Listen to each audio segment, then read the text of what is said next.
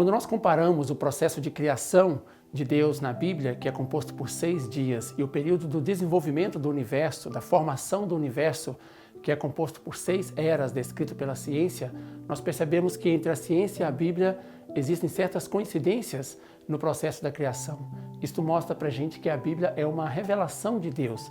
Então, aqueles 6 dias que a Bíblia está dizendo, na realidade são 6 períodos, são 6 eras que a ciência está se referindo. Então, significa que houve um período de tempo. Não foram 6 dias literalmente, mas foram 6 períodos no curso da criação.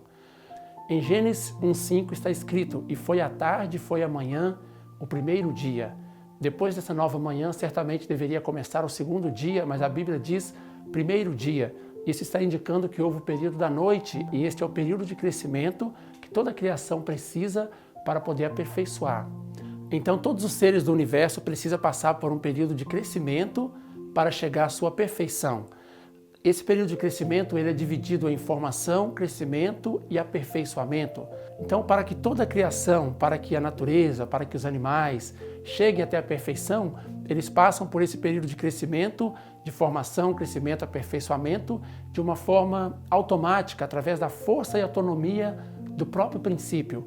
Mas o ser humano é diferente. No caso, quando Deus criou Adão e Eva, ele pediu para que eles cumprissem a sua porção de responsabilidade humana. Então, além da força e autonomia do princípio, o ser humano também precisa cumprir a sua porção de responsabilidade humana. Quando Deus disse em Gênesis 2:17, no dia que eles comessem do fruto da árvore da ciência do bem e do mal, certamente morreriam. Isso estava mostrando que aperfeiçoar ou não aperfeiçoar dependia do cumprimento da porção de responsabilidade do ser humano e não apenas do poder da criação de Deus. Então, quando o ser humano cumprir a sua porção de responsabilidade, ele pode chegar à sua perfeição.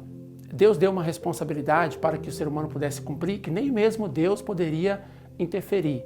Isso foi para que o ser humano pudesse participar na sua obra da criação, para que ele pudesse ganhar a posição de co-criador e a posição de dominador, ou seja, para que ele pudesse se destacar perante os outros seres da criação. Enquanto o ser humano estava passando pelo período de crescimento, cumprindo a sua porção de responsabilidade humana, ele estava no período chamado domínio indireto de Deus, onde Deus não poderia tratar diretamente com ele, mas apenas com o resultado do seu crescimento.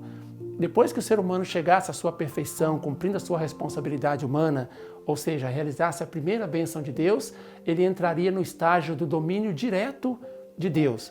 Então, quando Adão e Eva chegassem à sua perfeição, depois unissem em um só corpo, como marido e mulher, estabelecendo o fundamento de 4 posições familiar, em perfeita união com o coração de Deus, eles deveriam viver uma vida de bem. Então, isso se chama domínio direto de Deus para com o homem. Então, essa pessoa que alcançar esse domínio direto de Deus, ela compreende e experimenta perfeitamente o coração de Deus, entende completamente a vontade de Deus e pratica e vive de acordo com a vontade de Deus.